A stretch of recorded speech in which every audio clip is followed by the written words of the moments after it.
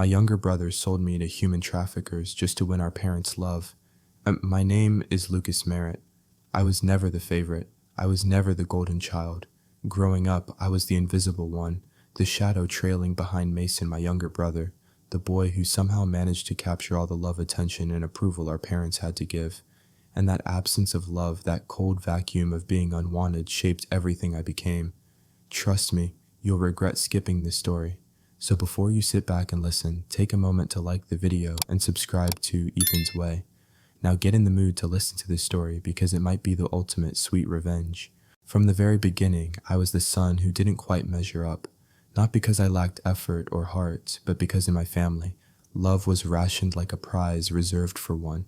Mason, with his perfect grades and effortless charm, took it all. He was the boy who could do no wrong, whose every little success was celebrated like a holiday. And me, I was the other son, the forgotten one. The kid whose achievements were shrugged off, whose failures were magnified.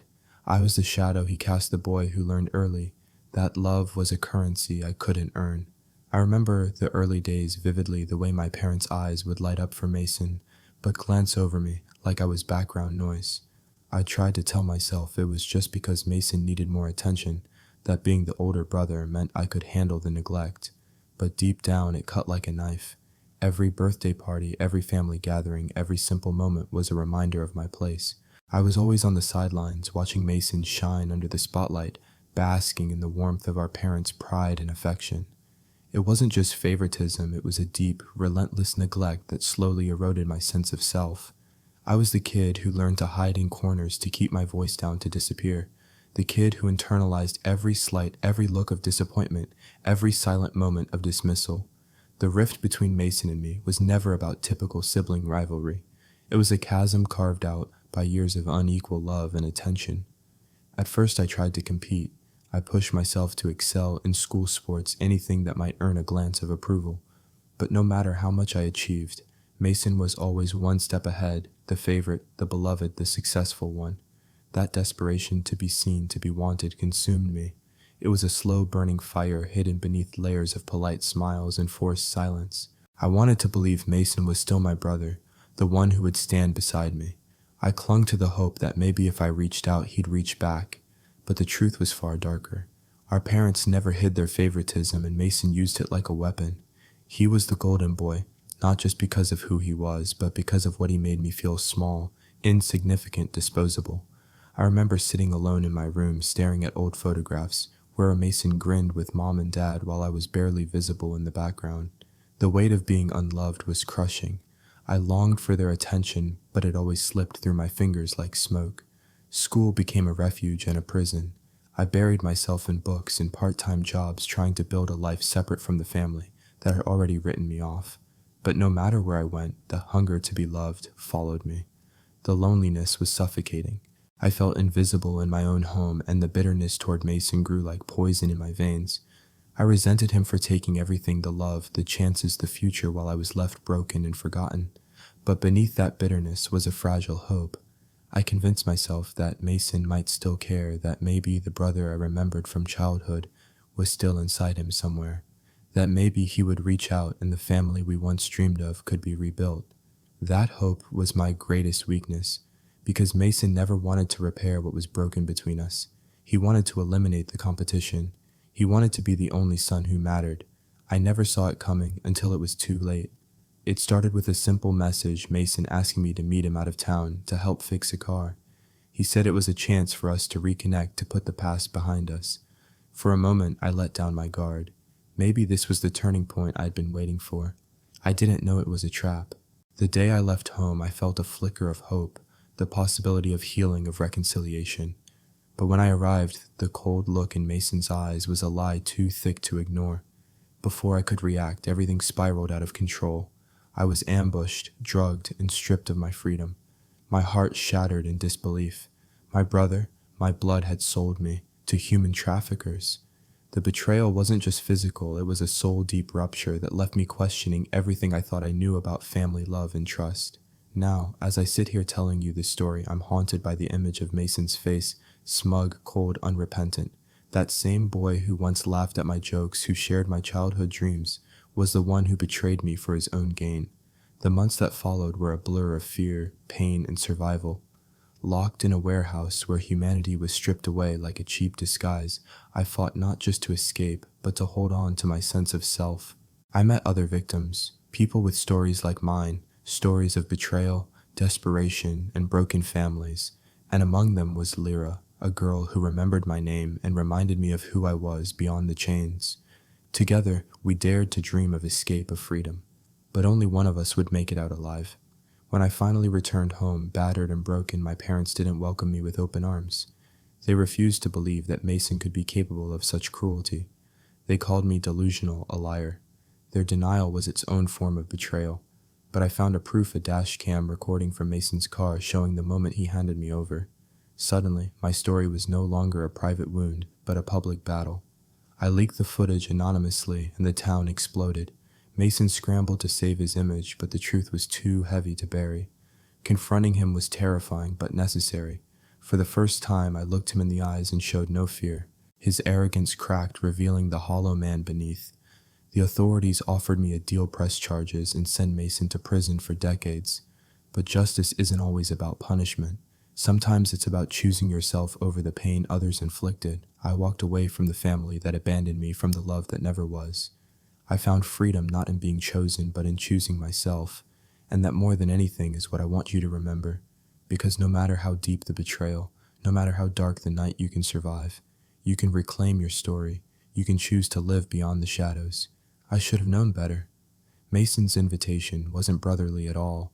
It was a trap disguised as a lifeline. But I was desperate enough to believe that maybe, just maybe, my brother wanted to make things right. He called me one evening, his voice casual, almost friendly. "Lucas, there's this old car out of town that needs fixing. I could use your help. Maybe we can catch up." I hesitated, felt that familiar knot in my stomach, but I swallowed my doubts. This was Mason, my brother. Maybe this was the moment to rebuild the fragile bridge between us. I told my parents I was going to help Mason with a job. They didn't ask too many questions, distracted as always by their own world, revolving around Mason's successes. The drive out of town was long and quiet. Mason and I didn't speak much, the silence thick with unspoken words and old wounds. I tried to break the ice, asking about his work, his life. He gave short answers, eyes fixed on the road. I chalked it up to nerves. When we arrived at the rundown garage, Mason said he'd handle the paperwork while I got started on the engine. The place smelled of grease and old metal, the kind of place where dreams go to rust. That's when I felt it, the uneasy chill crawling up my spine. Something was off. I glanced over at Mason. He was talking to a man I didn't know, a tall figure with cold eyes and a permanent sneer. The man nodded toward me, and suddenly the garage door slammed shut behind me. "Hey, what the hell?" I shouted, but my voice was swallowed by the thick walls. Mason's face was unreadable as he approached. Then he spoke, a voice low and chilling. "Sorry, Lucas. This is bigger than you or me." Before I could react, a cloth was pressed over my mouth. The world spun, darkness swallowed me whole. When I woke up, my wrists were bound, the air thick with the stench of oil and decay. The walls were metal. I was inside a van locked tight and rattling down the highway. Panic clawed at my throat. My mind screamed for answers, but the only thing I knew for sure was the face that haunted me most Mason's. He had sold me to people who traded in human lives like merchandise. My own brother had handed me over like a package, like an object to be shipped off and discarded. I wanted to scream, to rage, to break something, but all I could do was lie there broken, betrayed beyond belief. The hours that followed were a nightmare. The van stopped several times. Faceless men moved me around like a pawn in their cruel game. Every new place was darker, more terrifying. Fear settled like a poison in my veins. I thought of Mason, the boy I once trusted, the brother I wished I had. I thought of my parents, who had always turned a blind eye to the distance between us, and I wondered how I could have been so blind.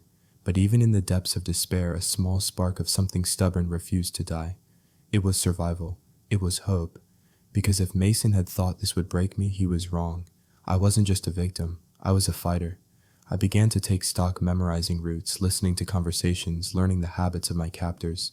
I had no idea how I would escape, but I knew I had to. In that van, I swore to myself that I would get out, that I would find a way back home, or what was left of it. I kept my eyes open even when exhaustion threatened to drag me under.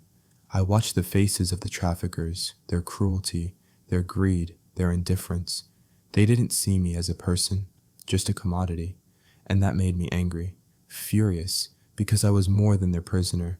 I was Lucas Merritt, the son who had been overlooked, underestimated, but never defeated. When the van finally stopped at a warehouse on the outskirts of an industrial park, I knew I had entered another kind of hell. The building was grim, a place where hope went to die. The air was thick with fear and silence. The faces I saw were hollow, lost, prisoners like me.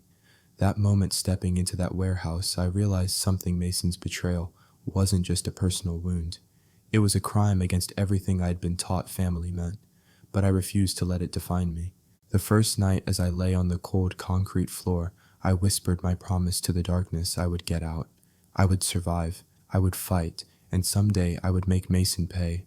When I came to the world was a blur of shadows and sharp edges.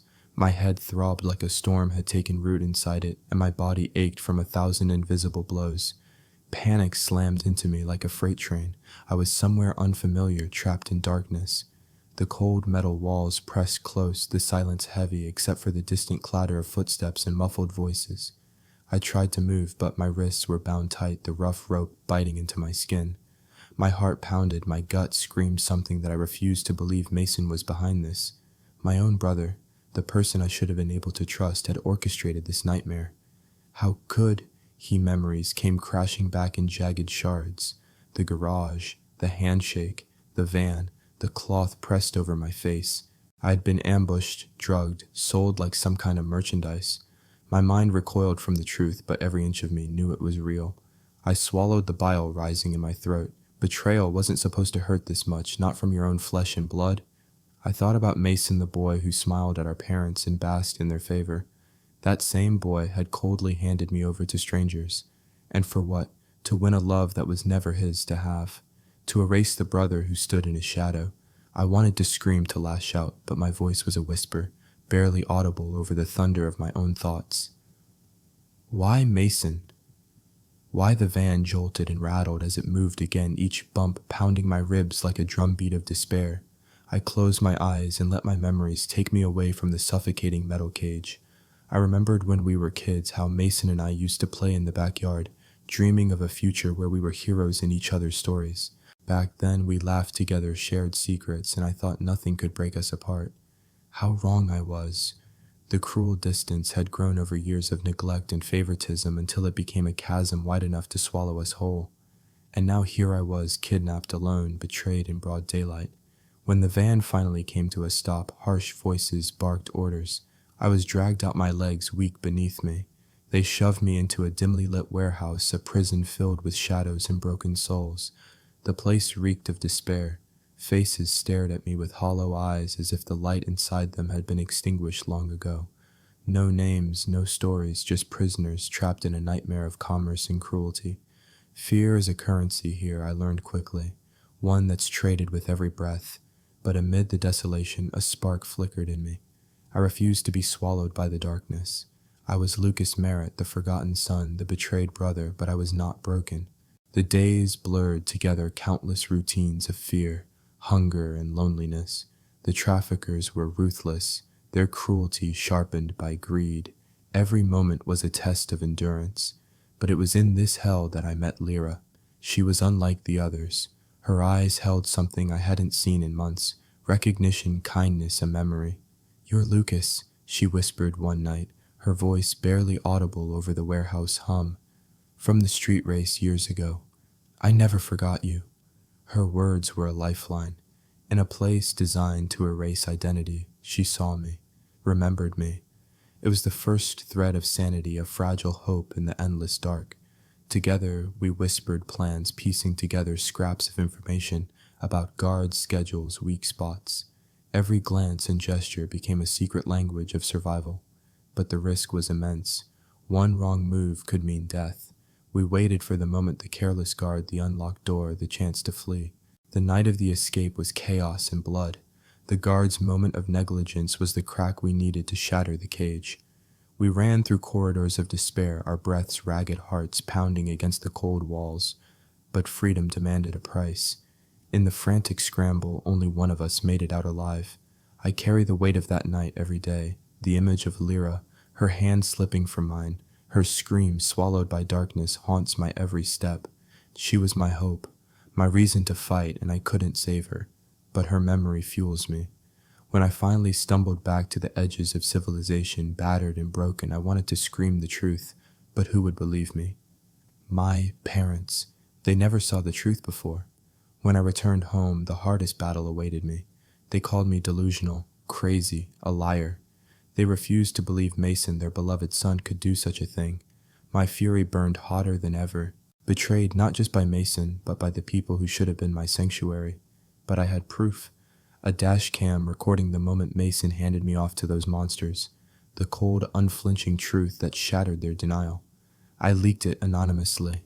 The town erupted. Mason's carefully constructed image crumbled as his lies were exposed. It was the beginning of my fight, not just for myself, but for all those like Lyra who had no voice. And that fight was far from over.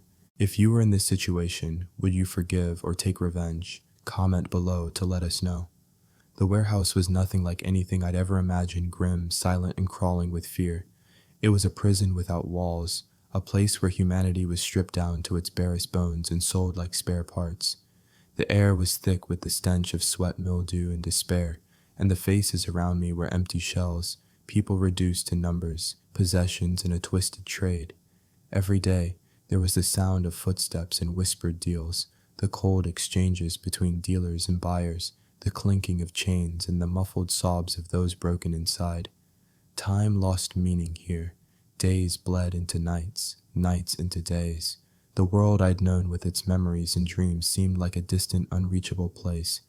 But amidst this hell, my mind was sharp. I refused to let the despair swallow me whole. I had to keep my wits to plan my survival. I was Lucas Merritt, betrayed, yes, but not defeated. I spent my first hours silently observing everything, the patterns of the guards, the times when vigilance slipped the places where security was weakest. I learned to speak in silence, to read body language, to memorize escape routes. The traffickers treated us like cattle, herding us from one corner to another, inspecting us like merchandise. I was shoved into a cramped corner of the warehouse, chained to a rusty pipe. My hands ached from the cold metal biting into my skin, but I welcomed the pain. It was proof I was still alive. There was a quiet rebellion stirring in me, an ember that refused to die. And then I met Lyra. She was different. Among the sea of lost souls she stood out. Her eyes held a flicker of fire, and a sharp intelligence that cut through the numbness around us. One night when the guards' backs were turned, she whispered my name. "Lucas," she said softly. "I remember you from that street race years ago. You were fearless then." Her voice was a lifeline. For the first time since the nightmare began, I felt seen not as a prisoner but as a person. We started sharing whispered stories, cautiously building trust. She was my thread to sanity, my anchor in the storm. Together, we began piecing together a plan not just to survive, but to escape. We noted guard shifts, mapped the layout in our minds, and waited for the right moment. It was risky. One wrong move meant death or worse. But the spark of hope was stronger than fear. One night, a guard's careless mistake gave us the chance we'd been waiting for. The door was left unlocked, and the corridors were quieter than usual. Heart pounding, we slipped through the shadows, every step a prayer. Freedom was just beyond the heavy metal door, but fate demanded a price. As we burst into the night air, chaos erupted. Alarms blared, guards shouted, and we ran desperately, blindly. The cold night air burned my lungs as I sprinted, clutching Lyra's hand. But then she faltered, a shout behind us, a flash of movement. I looked back to see her struggle pulled away by the guards. "No!" I screamed, but my voice was lost in the panic. I ran until my legs gave out, collapsing beyond the warehouse gates. The bitter taste of loss consumed me. Lyra had risked everything for me, and I had failed her. Her face haunts me still, the fierce determination in her eyes before she disappeared into darkness. But even in the depths of grief, I knew I had to keep fighting. For her, for myself. When I finally made it back to civilization, I was a shadow of the man who'd left home. Battered, broken, furious, but alive. I thought returning home would bring relief, a chance to rebuild. Instead, it was another kind of nightmare. My parents refused to believe Mason could betray me. They called me delusional, angry, and confused. The brother they loved so much was beyond reproach. Their denial cut deeper than any chain, but I wasn't alone. In the wreckage of my broken family, I found a new strength, a determination to expose the truth. And then I found a proof.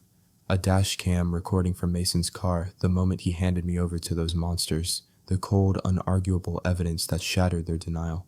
When I leaked the footage anonymously, the town exploded. Mason's perfect image cracked and the lies unraveled. Suddenly my story was no longer whispered in shadows but blasted into the light. This was only the beginning of my fight, not just for me, but for all those silenced by betrayal. The warehouse was a prison, but inside its bleak walls, I found something I hadn't expected, a flicker of hope in the form of a girl named Lyra. She was different from the others, not just because she remembered my name, but because she refused to let the darkness swallow her whole. When she first spoke to me, her voice was barely more than a whisper, but it cut through the heavy silence like a beacon. "Lucas," she said, eyes sharp and steady. "I remember you, from the street race years ago. It was the first time anyone in that place saw me as more than a broken prisoner." Lyra was a thread I clung to, a reminder that somewhere out there I was still human, still someone worth saving. Her story was like mine, stolen, sold, trapped. But where I'd almost given up, she fought with fierce determination. Her presence was a lifeline.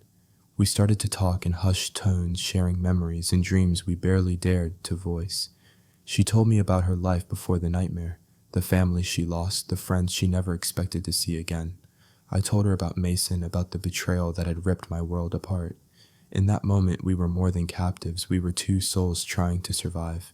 Lyra taught me to read the guards' patterns, to watch the subtle signs of their carelessness. She showed me where the locks were weakest, where the cameras had blind spots. Together, we sketched a plan, risky and dangerous, but the only chance we had. We practiced in whispers, timing the guard rotations, memorizing the warehouse layout. Every day was a battle between hope and fear. The night we chose to run, the tension was unbearable. A guard, distracted and careless, left the door unlocked. Our hearts pounded as we slipped through the shadows, silent as ghosts. Freedom was within reach, but the price was steep. We ran through cold corridors, the sounds of alarms and shouts closing in behind us. My lungs burned, my legs screamed, but I held onto Lyra's hand with everything I had. Then in a cruel twist of fate, she stumbled. The guards grabbed her. "No," I yelled, reaching for her, but she was torn away. Her scream echoed in my ears long after she disappeared into the darkness. I made it out, but only just. The bitter taste of survival was mixed with the sharp sting of loss. I was free, but she was gone. That night, as I lay alone and trembling, I realized I was no longer just fighting for myself. I was fighting for Lyra, for everyone trapped in that hell. When I finally returned home, battered and broken, I expected relief. Instead, I was met with denial. My parents refused to believe Mason could do such a thing. They called me delusional, a liar, a troublemaker. Their refusal to see the truth was a second betrayal. But I had proof, a dash cam recording from Mason's car showing the moment he handed me off. With the footage, I exposed the truth. The town erupted. Mason scrambled to save his image, but the evidence was damning. This was only the beginning. I began gathering stories from others, building a network of survivors, a chorus of voices demanding justice. And in that fight, I found a new family. The night of our escape was carved into my memory like a scar, raw, jagged, and impossible to forget. The guard who made the mistake was careless, distracted by a call on his phone, his attention pulled away from the warehouse halls where we were kept like shadows. Lyra and I had waited for this moment with a mix of hope and dread. Every second was a gamble. Every step could be our last. When the door clicked open, we didn't hesitate. We slipped through the narrow gap like ghost hearts pounding so loudly I was sure the guards could hear them. The cold night air hit my face like a slap. It was intoxicating, a breath of freedom I'd almost forgotten existed. We ran. We sprinted through the maze of streets behind the warehouse, the sounds of alarms blaring and angry shouts chasing us like wolves. My lungs burned. My legs felt like lead, but I held onto Lyra's hand with everything I had. She was my lifeline, my hope, the only reason I kept moving forward. But fate is cruel. A sudden shout behind us, heavy footsteps pounding against the pavement. Lyra stumbled, her foot catching on a crack in the sidewalk. I turned just in time to see her pulled back by a grip like iron. No, I screamed, lunging for her hand, but it slipped away like water. Her eyes locked with mine, filled with fear and desperation, and then she was gone, dragged back into the darkness. I tried to follow, but the guards were relentless. I barely escaped collapsing in a heap beyond the warehouse gates, the bitter taste of loss sharp on my tongue. That night I mourned not only Lyra, but the hope she had given me. She was the light in that dark place, and I had failed to save her. But her sacrifice wasn't in vain. When I finally made it back to the edges of civilization, battered and broken, I knew I couldn't let her death be the end of the story. I returned home hoping for refuge. Instead, I was met with disbelief. My parents refused to believe Mason could have done such a thing. They called me crazy, lying desperate for attention. Their denial was a second betrayal, a knife twisting in an already bleeding wound. But I had proof. A dash cam recording from Mason's car showing the exact moment he handed me over to those monsters. I leaked the footage anonymously and the town exploded. Mason's perfect image cracked like glass. Suddenly my story wasn't just mine, it belonged to all those silenced by betrayal. I began gathering stories from others who had been caught in this nightmare, building a network of survivors determined to fight back. The battle was far from over, but for the first time I felt like I had allies, like I wasn't alone, and that was worth fighting for. Coming home should have been a relief. After everything, the nightmare, the darkness, the desperate fight to survive, I thought I'd finally find safety, a place to heal. But when I crossed the threshold of the Merritt house, I realized that the hardest battle was still waiting for me. The house was just the same as I remembered, but it felt like a tomb, cold, empty, silent. My footsteps echoed down the hall, but there was no welcome, no warmth, no mother or father waiting with open arms, just silence and shadows. I expected questions, maybe tears, maybe even anger, something to show that I mattered. Instead, I got disbelief. My parents stared at me as if I were a stranger or worse, a liar. Their eyes flickered with confusion and discomfort, but no sympathy. Their love, which had always seemed so scarce to me, now felt like a locked door. And Mason wouldn't do this, my mother said, her voice brittle like thin glass ready to shatter. He's your brother, Lucas. You're just upset. You're imagining things. My father nodded stiffly, avoiding my gaze. You need to calm down. Maybe you're under stress.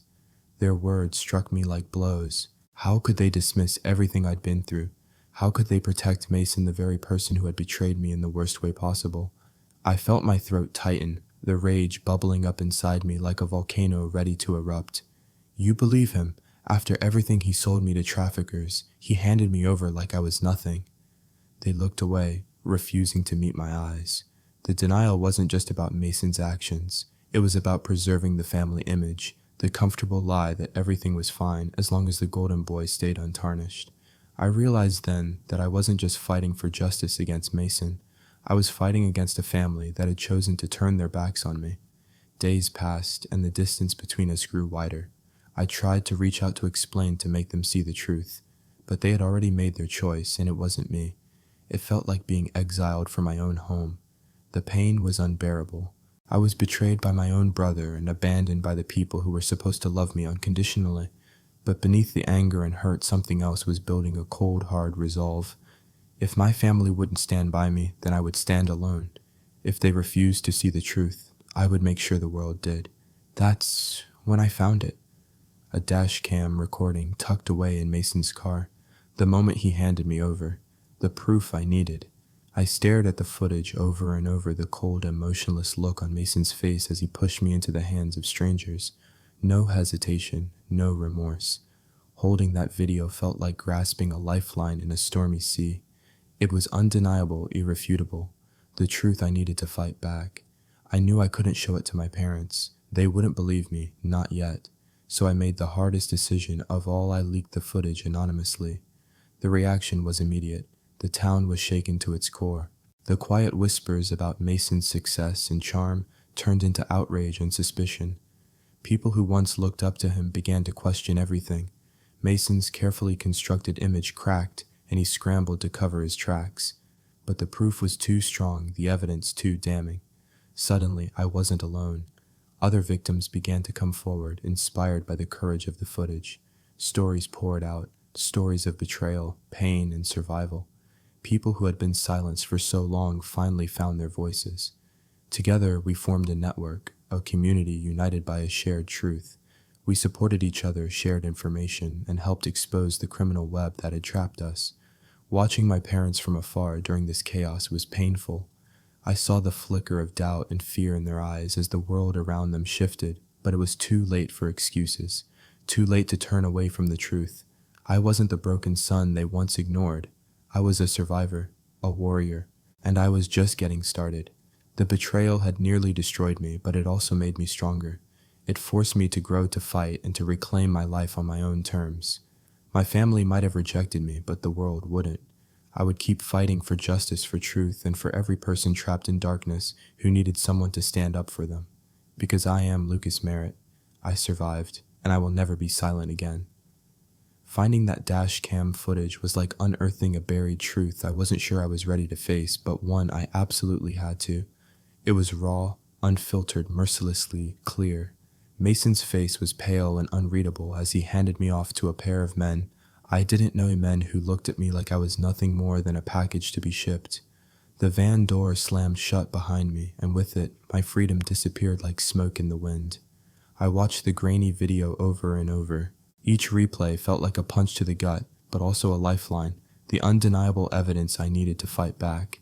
Up to that point, my family had wrapped themselves in a fortress of denial. My parents refused to believe Mason could be capable of such a monstrous betrayal. They dismissed my story as a desperate lie, a breakdown born from stress and resentment. Showing them that footage would have been like yelling into a storm. It would never reach their hearts, only bounce off hardened walls. So I made a choice that scared me almost as much as Mason's betrayal. I leaked the footage anonymously.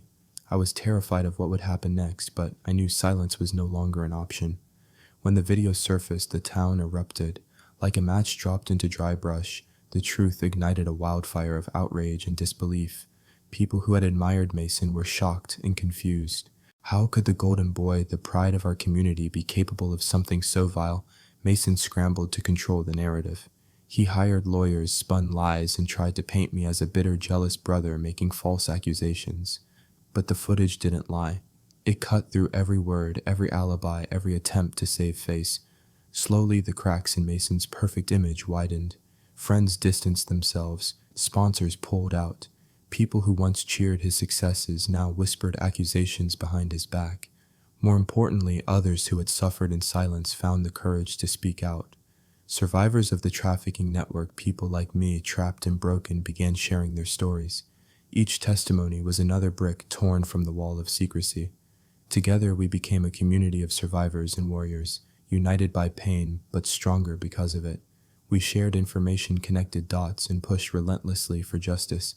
We were no longer victims hidden in the shadows. We were a force demanding to be heard. The battle was exhausting. It demanded everything I had: my strength, my sanity, and my courage. But the power of shared truth was a healing balm. For the first time in a long time, I felt seen and heard.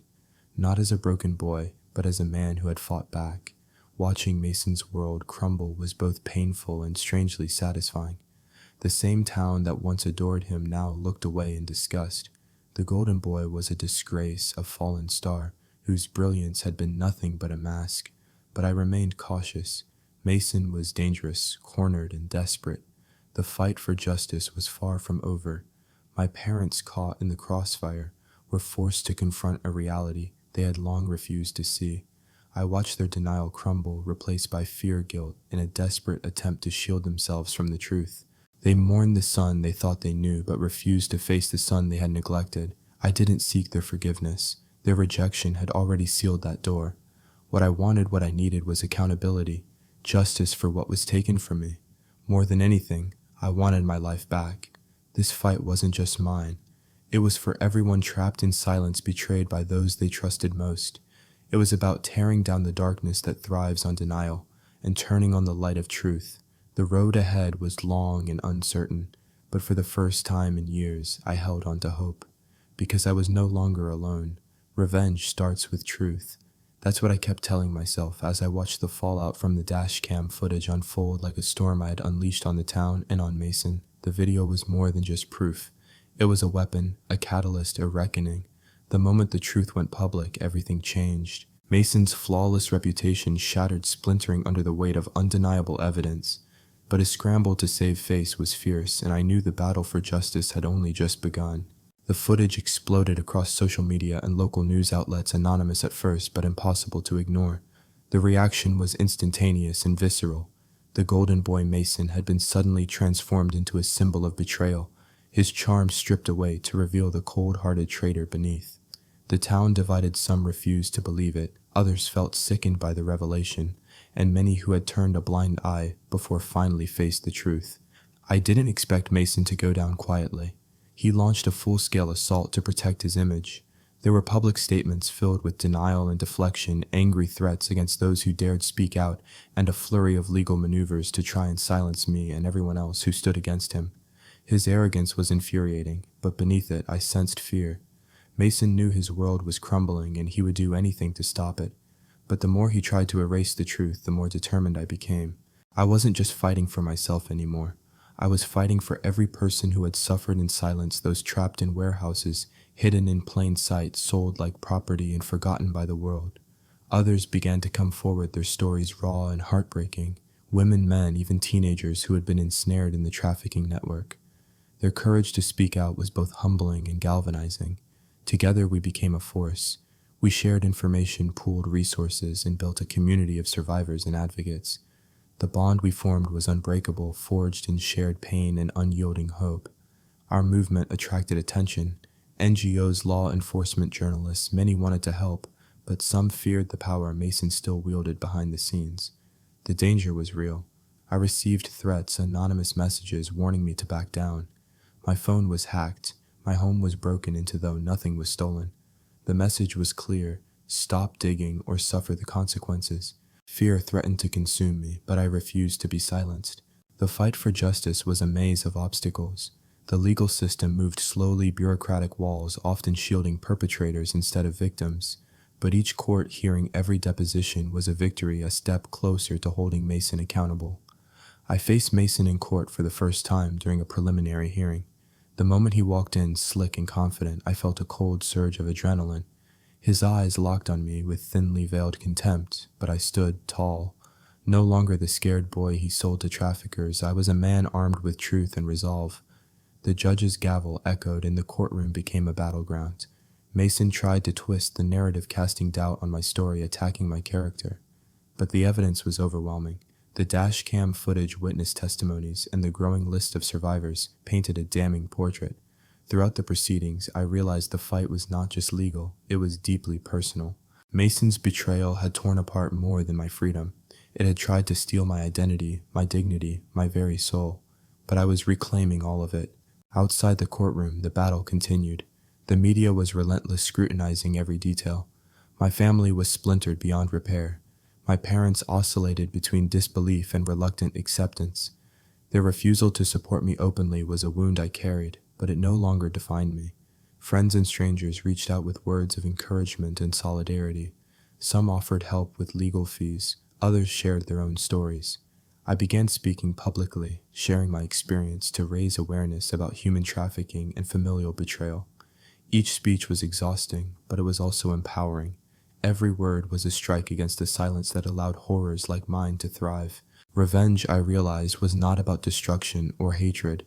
It was about reclaiming power. Mason had tried to break me to erase me, but by exposing him I took back control. Justice was slow and imperfect, but it was mine to pursue. And the truth, it was my greatest weapon. The fight isn't over yet. There are still shadows lurking, people still trapped, families still broken. But I will keep pushing, keep speaking, keep fighting. For Lyra, for the others who couldn't escape, for myself, because I am Lucas Merritt. I survived the betrayal of blood and the darkness of silence, and now I choose to be the hunter. The moment was finally here. The moment I'd been dreading and craving in equal measure, standing face to face with Mason, my brother, my betrayer. For years the thought of confronting him had haunted my nights, fueling my anger and my need for justice. But now that it was real, now that the room was closed behind us and there was nowhere to run or hide, I realized it was more complicated than I'd ever imagined. Mason sat across from me, his usual cocky smirk replaced by a look I didn't recognize, a mixture of fear, guilt, and something like regret flickering behind his eyes. The confident facade was cracked, vulnerable. For once he seemed like the scared boy he really was. His voice broke the silence, sharp and bitter. So you think you're the hero now, the victim who's going to take me down? I met his gaze steadily. I'm here to make sure you never hurt anyone again. Not just me, not Lyra, not anyone else. He laughed, a harsh sound full of venom. You think you scare me? You never did. You were always weak, too scared to stand up for yourself. His words stung, but I held my ground. I wasn't scared. I was surviving, and now I'm fighting. Mason's eyes narrowed. You don't get it. I did what I had to do. I needed them, needed our parents to love me. You were always the golden boy. They paid attention to you. I was nothing. His confession hit me like a sledgehammer. The truth behind the betrayal wasn't just cruelty. It was desperation, fear, a twisted hunger for approval that poisoned everything. You were nothing, I repeated, voice breaking. You sold me because you hated me for being better, for surviving. He looked away, silence swallowing the room. I could see the weight of shame pressing down on him. The boy I'd known lost beneath the man who'd betrayed me. We sat in tense quiet, the air thick with years of pain and bitterness. Then I spoke again. I'm not here to forgive you. I'm here to hold you accountable, but I also want you to understand your fear, your jealousy. They don't excuse what you did. Mason's face twisted, torn between anger and sorrow. You don't know what it was like to be invisible to them, to watch you get everything. I do know, I said softly. I was invisible too, but I never sold out my brother. His eyes met mine, haunted. I was broken, Lucas. I thought if I could be the favorite, if I could be perfect, maybe they'd finally see me. And you destroyed me to get there, I said, voice cold. You didn't just want their love, you wanted to erase me. I was scared, Mason whispered. More scared than you'll ever know. The words didn't absolve him, but they gave me a glimpse into the darkness he'd been trapped in. For the first time, I understood the terror that drove him to betray the one person he should have protected, but understanding wasn't forgiveness. I stood up, my voice firm. I'm not afraid of you anymore. The truth is my shield, and it will be the sword that cuts through your lies. Mason's smirk faltered, replaced by something raw and broken. You think this ends here? No, I said. It's just the beginning, for both of us. The confrontation left me drained, but also strangely empowered. For years, Mason's betrayal had held me captive, not just physically, but emotionally. Now, facing him, I reclaimed the power he tried to steal. But I knew the fight wasn't over. Mason was desperate and dangerous. He would fight back with everything he had, lies, threats, manipulation. I had to be ready. In the weeks that followed, the battle moved beyond our confrontation. I faced Mason again in court. His lawyers attacked my character, trying to paint me as unstable, jealous, unreliable. But the evidence was overwhelming: the dash cam footage, the testimonies of survivors, the growing tide of public support. Each hearing was a battlefield, and I was a soldier fighting for justice for myself, for Lyra, and for everyone caught in this nightmare. Outside the courtroom, the pressure mounted. Threats whispered in the night, hacked messages, vandalism, but I refused to back down. I spoke publicly about my experience, about the pain of betrayal and the fight for truth. I wanted others trapped in silence to know they weren't alone, that their voices mattered.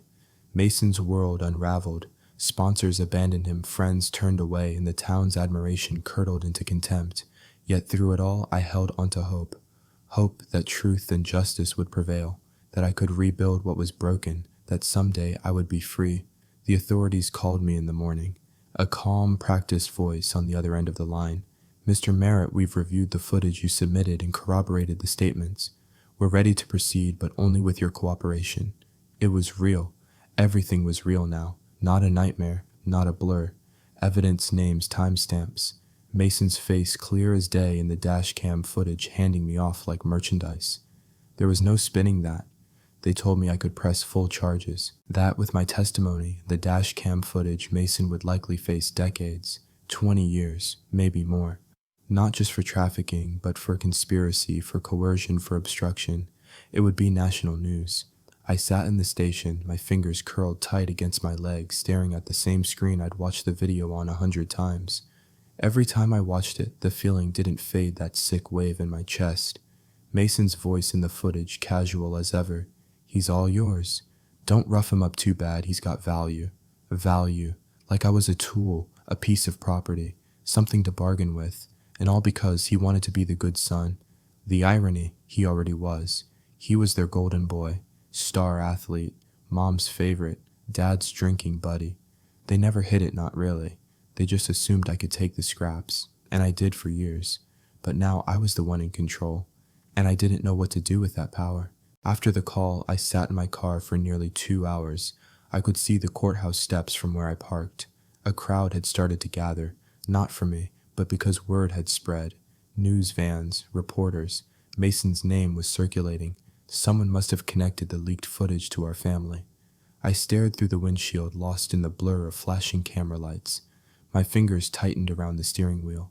I wasn't scared of what would happen to Mason. I was scared of what would happen to me if I became someone defined by punishment. I got out of the car and walked, not to the courthouse, not to the press, but to the one place I swore I'd never return. Home. The house looked the same, still manicured, still perfect, still hollow. When Mom opened the door, she froze. Her eyes widened not with joy, but fear, or was it guilt? "Lucas, can I come in?" I asked. She nodded slowly. "The same woman who used to forget my birthday, who told me not everything's about you when I tried to open up, who dismissed me every time I mentioned how Mason treated me growing up." Dad was already in the living room nursing a drink. Mason wasn't there. Good. I sat across from them, watching them squirm like I was the ghost of some buried sin. "You saw the footage?" I asked. Mom nodded stiffly. "It's shocking." "Shocking," I said, my voice calm but sharp. "You mean undeniable." Dad muttered something about not jumping to conclusions. I laughed, a short, bitter sound. I was locked in a warehouse for days. I watched a girl die. I escaped through barbed wire and silence, and the whole time I wondered if maybe I imagined it all, because I knew when I came home you wouldn't believe me. Silence, the kind that chokes. "I'm not here for your apology," I said. "I just needed to look you in the eye. When I said this, Mason didn't sell me to strangers. He sold me to people just like you, people who value image over truth, control over love." Mom began to cry, but I didn't move. I felt empty, or maybe just done. "They want me to testify," I continued, "and I'm going to, but not for revenge." Dad straightened up. "So you are sending him to prison?" "No," I said. "I'm showing him what it feels like to be powerless, to watch someone else control the narrative." He blinked, confused. "I'm not pressing full charges," I clarified. "I'm giving them the footage, the victims, the names, but I won't ask for a conviction." "Why?" Mom asked, stunned. "Because this isn't about him anymore. The authorities didn't understand it at first. You have everything," one of them said. "You're throwing away your best shot." But I wasn't. I was reclaiming mine. Mason would be investigated. His name would be public. The victims would be heard. There would be trials, lawsuits, shame. He might walk free, but he'd never walk invisible again. And as for me, I didn't need to win in court to know I was free. A week later, I stood on a stage in front of hundreds of survivors. The nonprofit Lyra once mentioned the one that worked with rescued trafficking victims invited me to speak. I told them everything, not to relive it, but to make sure no one else ever questioned their reality the way I once questioned mine. "There's a lie they feed us." I said that family means safety, that blood means loyalty, but sometimes the deepest wounds come from the people who raised you. Heads nodded, some cried, and when I stepped off that stage, I felt something I hadn't felt in years, weightless. I heard through whispers that Mason had left town. He deleted all his social media, lost his job, his friends disappeared. The internet never forgets, especially not when the truth is on camera. He tried to message me once. One line. Was it worth it? I didn't reply, because I wasn't the one looking for worth anymore. When the authorities followed up, I gave them everything I had, victims' names, emails, the network I escaped from. I even helped some of the rescued survivors testify anonymously. They didn't need my pain, they needed my voice. And I gave it. There's a quote I once read: "The greatest revenge is to be unlike him who performed the injury." That stuck with me, because I didn't need to become Mason. I just needed to stop being the version of myself he shaped, the scared one, the forgotten one, the second son. Now I was something else, whole. And I used to think that healing meant being chosen by your family, by your community, by the people who once ignored your existence. But I've learned something far more important. Healing is choosing yourself. I stood at the edge of the woods behind my childhood home, a place I hadn't visited since I was a boy. The trees were thinner now, or maybe I was just taller. The air smelled like damp pine and memory. Somewhere in the dirt below was a tiny metal box I'd buried when I was 10 filled with Pokemon cards, a scribbled treasure map, and a note to myself. One day I'll matter. I never dug it up. I didn't need to. Because the boy who wrote that note, he wasn't waiting anymore.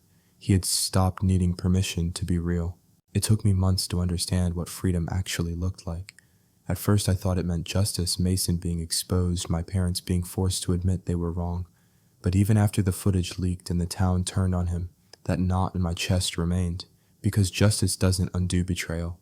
It doesn't rebuild the years you spent hoping that love would one day arrive, like a delayed train finally pulling into the station, finally calling your name. It doesn't put the dead girl back in that warehouse. It doesn't unmake the dark. So I stopped chasing justice like a finish line.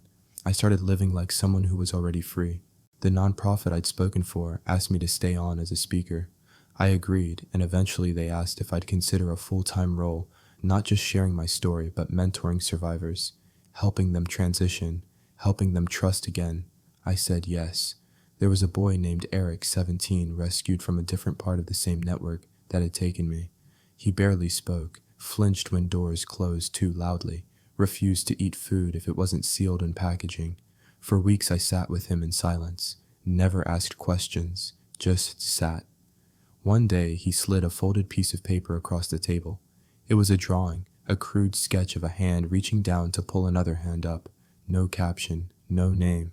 But I understood. Sometimes survival isn't about climbing out of the pit. It's about making sure someone else doesn't fall in. My parents didn't come to the city council hearing where new legislation was proposed reforms for how trafficking cases are investigated and how survivors are protected. But I didn't expect them to. They still lived in that house, still held onto the hope that Mason's name might someday be cleared. But their absence didn't break me, because I no longer showed up hoping they'd be there. I showed up for me, for Lyra, for Eric, for the ones who never got to leave. One afternoon I returned to the warehouse. It was shut down, boarded up, already in the process of demolition, but I had to see it. Not because I missed it, God no, but because I needed to look it in the face. I stood outside the rusted gate wind, catching my jacket like wings. The place looked smaller, rotting, like a nightmare drying up under the sun. I closed my eyes and whispered her name, Lyra.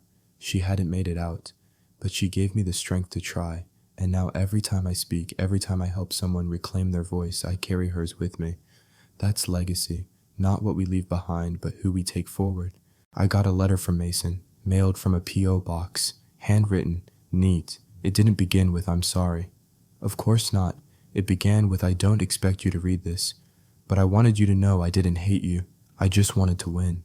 He went on about how he always felt like he was being measured even while being praised, how our parents never let him fail in private, how he resented that I could be invisible, that my mistakes weren't headlines in our house but his were. He blamed pressure, fear, himself.